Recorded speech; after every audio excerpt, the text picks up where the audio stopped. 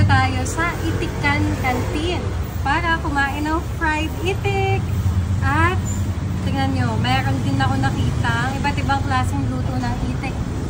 Luto sa pickles itik, hamonadong itik, kalderetang itik, adobo sa gata na itik, spicy adobo itik, at bahay bata ng itik. O mas tinatawag na bahay kaitik. Ito talaga yung pinaka-aantay-antay ko. Ngayon lang ako makakatikim ng iba't ibang klaseng luto ng itik. Kaya naman sobrang excited ko na i-share sa inyo itong natuklasan ko sa Pasig. Nakainan na nagsaserve ng iba't ibang luto ng itik. Kaya tara, samahan niyo akong tikman ang iba't ibang klaseng luto ng itik. Hello! Gusto ko sana kayong pumidyahin na pumunta dito sa aking pwesto, dito sa Itikan. Dito sa may Barangay Buting, Pasig, Metro Manila. Corner lot kami ng Sandoval Avenue, corner Conching Street. Sana matikman nyo lahat ang putahe namin ng itik. Meron kaming 5 putahe ng itik. Meron kaming kaldereta, yun ang bestseller namin, tsaka adobong itik. Hot and spicy adobo. Meron din kaming gatang itik, spicy gata, luto sa pickles, na ang talagang luto ng mga tiga-pateros, luto sa pickles. At meron din kaming hamonado na newly established lang namin, itong hamonadong itik. Kaya sana, pagka may libreng time kayo, punta kayo dito sa aming pwesto. At meron pa kaming isang branch dito sa Pateros. Ang pinaka-landmark niya is likod simbahan ng Pateros. Ang address namin doon ay C. Almeda, Pateros, Barangay San Pedro, Pateros, Metro Manila. Pagtanong nyo lang doon kung saan yung masarap na itikan, yon ang ituturo sa inyo, yung pwesto namin. Paano po kayo nag-start sa ganitong negosyo? Kasi nung actually ako, magbababoy ako at saka magmamanok, fresh baboy at manok. Meron ako isang kaibigan na nagmamay-ari ng kantin. Ang sabi niya sa akin, total, nandiyan ka na rin lang sa business na yan, edi magtayo ka na rin ng kantin para yung mga natitira mong paninda, ikaw na rin ang magluluto, hindi ka na magpi-freezer. So sabi ko ba, okay nga ano. So nagbukas ako ng pwesto. Maliit lang yun. Noon, sabi ko, naku, ano ba to? Halos karinderya. Pare-pares lang kami ng tinda. Kaldereta, minudo. Sabi ko, total, tiga-pateros naman ako. I-try ko kaya magluto ng 2 pirasong itik. Nagsimula na ako. Aba, saglit lang nabili. Kinabukasan, ganon uli, sold out uli.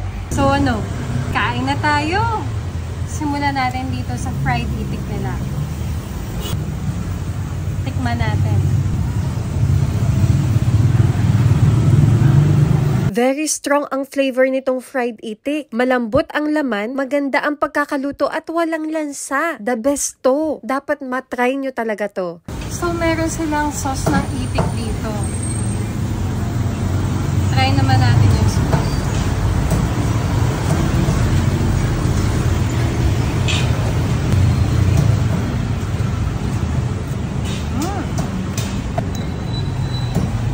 Ang sarap!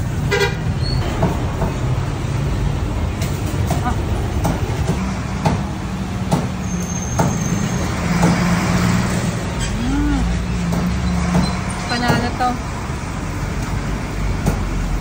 Sabayan natin ng kanin.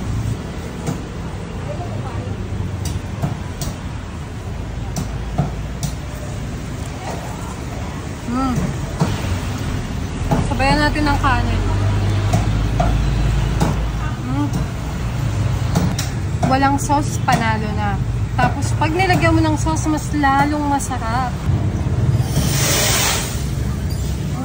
Ito yung hamonado nila.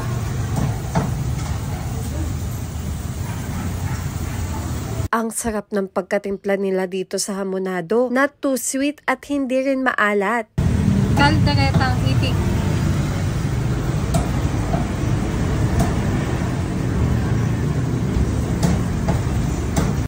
Etong kaldereta, tamang-tama lang ang tamis. At lutong-luto yung tomato sauce.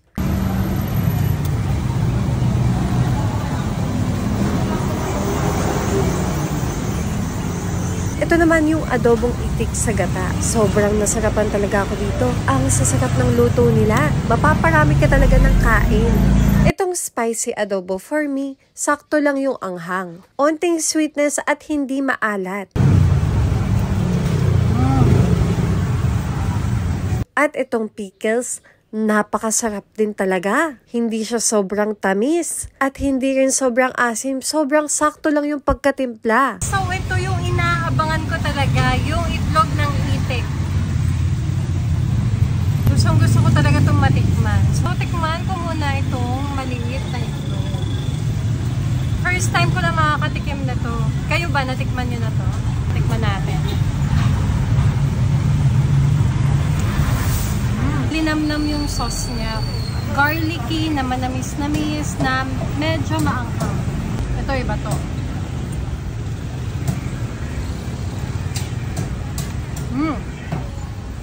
Ito malambot.